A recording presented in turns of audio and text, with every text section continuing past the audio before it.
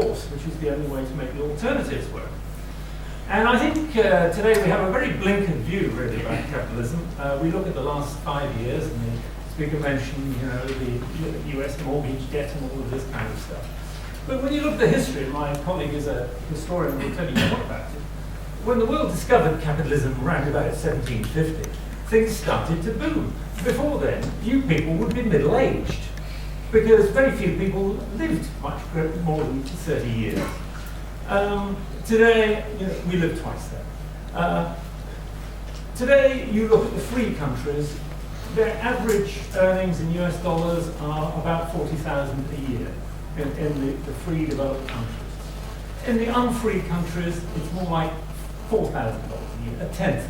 That is what capitalism brings. And you look at just what has happened in the last 20 years. It's been one of the most joyous things of my life. I have seen 100 years of socialism. Well, I haven't seen all of 100 years of socialism, but I've seen the better part of 50 years of socialism after the Second World War in China, in India, Russia, and other places. And it is only in the last decade and a bit when these countries have embraced the faintest idea of capitalism, when they have introduced themselves into the world trade market, then prosperity has shot up. And 2 billion people, roughly, have been taken out of the most abject poverty. They were never taken out of it by the socialist regimes after the Second World War, but they've been taken out of it by virtue of the fact that they're now part of the world community. And the trouble is that we haven't got enough market. We've got a flood of regulation. That's what caused the financial crisis, because interest rates are decided by politicians. They keep them low in order to create a boom. You create an artificial boom and it ends up in a bust. Well, it's just as if you're in a casino and the government is handing out free gaming chips and the regulators are buying drinks at the bar. Yes, of course you're going to put some money on some very dodgy deals. Yes, of course you are. I don't think you can blame bankers for that or anybody else, or people who borrowed money to buy houses. I don't think you can blame them for that. It was just that they were living in a sort of fairyland created by the politicians. But we have indeed seen, real socialism. We've seen it for the past 100 years. We've seen what you need to do to keep it on the road, and we've seen the intimidation and the death squads and the labour camps and all the rest of it. That is not what capitalism works on. And what you've got to remember is that capitalism is not a dog-eat-dog system. It is a hugely cooperative system. Look at a jacket. If you're wearing a jacket or sweater, think of all the people who've gone into making that piece of clothing for you. All of the shepherds, the dyers, the spinners, the fullers, the people who transport the cloth, people who sell it to you. Thousands and thousands of people have gone into the production of even the most simple item that we take for granted today. And that means to me that capitalism is the most cooperative, the most beneficial system that the planet has ever known. So I don't think you should confuse capitalism with all of the baggage that the opposition are trying to load onto us. The capitalism is very simple. It is basically giving up consumption today in order to invest for tomorrow. That you can fish by hand, but it's very laborious and not very effective. If you take a day off fishing by hand and create a net, you can catch 100 times as many fish. That is what capitalism is about. To make life easier, to make life safer, to make life more productive for everybody. And it produces a huge boost in output. It's so productive. It's lifted so many more people out of poverty than anything else. It's created the wealth that we have to combat disease, to improve sanitation, wealth to fund education and art and music, and do all of the things that we couldn't do until very recently because we were too impoverished even to think about it. And the richest countries in the world, despite the fact that they all have welfare states, those are the most philanthropic. Those are the ones where people spend more on philanthropic, charitable causes because they're wealthy. They can afford to do it. We need to create wealth for that purpose. Sure, capitalism is not perfect, because capitalism is a human system, and human beings are not perfect. It makes mistakes because we don't have perfect foresight. But the proposition seem to think that they know it all. They trust politicians to get this right. I don't.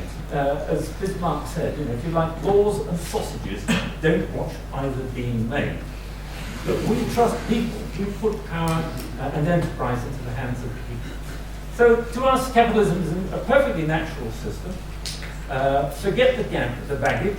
Socialism has got its own very bloody baggage, I have to say. And I want you to leave this room with the confidence that capitalism makes mistakes, but it learns from its mistakes. It doesn't think that it knows it all. So please vote no. Capitalism has not failed. Its government and regulation has failed. And if government would simply clear out of the way, then it wouldn't fail. Thank you very much.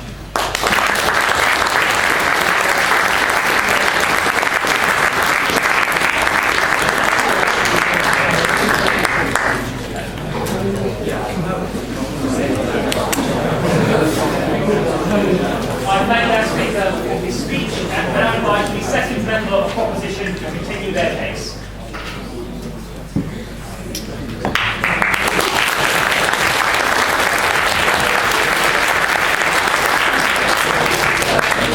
Well, I'd like to thank the speaker from the Adam Smith Institute for making much of the case I wanted to make, really.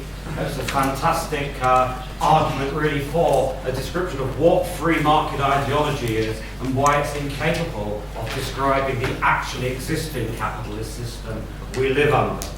I mean, a few of the points my opponent made about how everybody's conditions got better with the beginning of capitalism.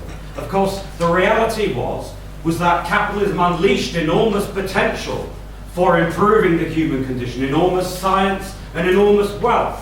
But for the first 100 years, for the majority of workers, the ex-peasants within the system, actually living standards and life expectancy began to be reduced in the very early stage of capitalism. And in fact, it was only the second movement, the double movement, the counter movement, the formation of the labour movement, winning the welfare state, that we at the bottom began to get any of the benefits from capitalism.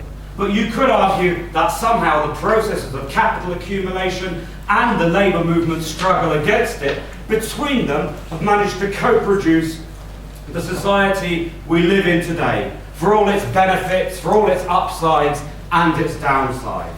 Now, the question I think perhaps a lot of people want to answer, people know how unequal capitalism is. People probably know a lot of the problems with it, but we're not doing too badly here at the moment. Unfortunately for you, you're probably going to have a worse experience than your parents in terms of paying for education, in terms of tuition fees, but it's still, we're not starving, the lights are on, we got here.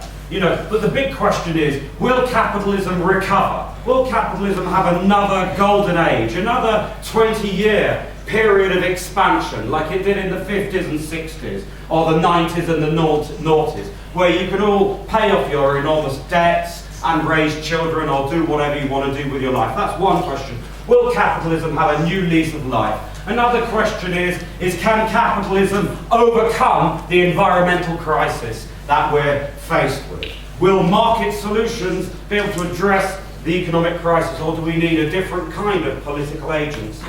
Now, I think my claim is that free market ideology of the Adam Smith Institute are incapable of answering those questions. Because Adam Smith himself, the time he was writing, and also their ideological adherents today, they posit capitalism as a natural system and as an eternal system. A system of eternal motion that doesn't really change much over time. Whereas for Marx, capitalism is a historical system. It grows, it develops over time. Marx was a profoundly historical thinker. Capitalism has a beginning, it has a middle, and it has an end. Capitalism will come to an end sometime. The real question is, will it end with something better or something worse? Because there are worse systems than capitalism. but it might be possible that humanity could evolve to a higher stage of civilization than capitalism. And that, I think, is worth our scholarly attention, indeed the passion of our lives, to think these questions through. So I want to describe capitalism as a historical system, but also as a crisis-prone system. Free market ideologues can't really explain why capitalism is subject to recurrent crisis. And of course, these crises form the centre of Marx's system of analysis. That crises are inherent to capitalism. The crisis we're in at the moment isn't an aberration, but is the unfolding of the inner laws of capitalism. However, capitalism has historically also been able to renew itself through crisis. Each crisis capitalism has emerged from had a new phase and emerged stronger and often more prosperous. So the question is will capitalism emerge from this phase of crisis in a new direction? Will there be a green capitalism? Will there be a new and better capitalism? Now, if we look at the history of how capitalism has recovered from its crises, each crisis has destroyed the weaker units of capital. So emerging triumphantly are the stronger units of capital each time. Now, over the 19th century, Marx described what this led to was the centralization of capital. Capital got concentrated in larger and larger units as weaker capitals were driven to the wall. So by the 20th century, we had a system of monopoly capitalism, where the units of capital were getting so large, they were beginning to fuse with the state and with finance. And so, in the 20th century, we didn't have a capitalist system that Adam Smith would have recognized at all. We had a system of state monopoly capitalism. And in a way, we had this system east and west. The Soviet Union, of course, wasn't socialist. Marxists understand it as a form of state capitalism.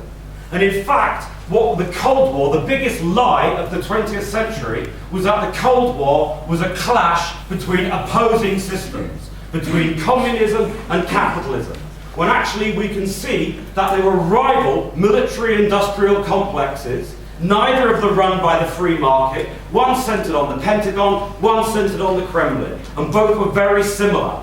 The East never had communism, and the West has never had democracy. In fact, communism would be impossible without the most thoroughgoing democracy. Because, of course, Hayek was absolutely right in his criticism of state capitalism, that no central committee or Politburo can plan the economy. And so, of course, they said we must go back to the market that was failing in the 30s. But, of course, the alternative to both state planning, which fails, and the free market, which fails, would be democratic planning. Would be democratic planning from below, and of course which the Soviet Union lacked because it wasn't a communist system.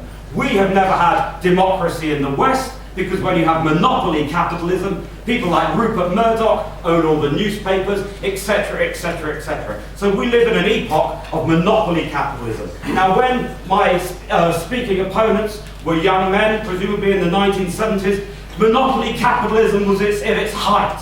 There was a whole new left being born, wanting emancipation, wanting to reject the state capitalisms of East and West, a new left, but also a new right was being born. And these when they were young men, I'm sure, you were free market revolutionaries, cheering on Margaret Thatcher. If only we could deregulate the economy, then it would grow again. If only we could smash the unions, then the economy would grow again. And here we are. They're no longer young men. 40 years down the line, the unions have been smashed and the economy is deregulated. Has it started to grow again?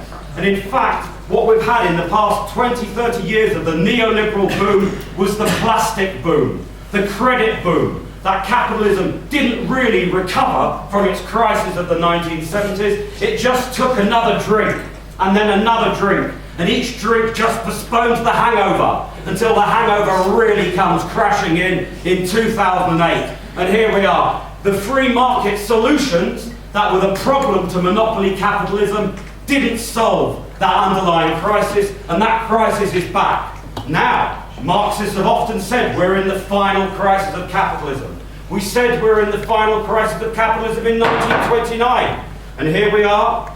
However, the kind of destruction capitalism needed after 1929 in order to grow again the destruction of fascism and war before it could have another golden age. I think capitalism, if it needs to go through that level of destruction again before it can expand again, we can't risk that level of destruction. That's why capitalism can't recover through crisis, because the capitalist controllers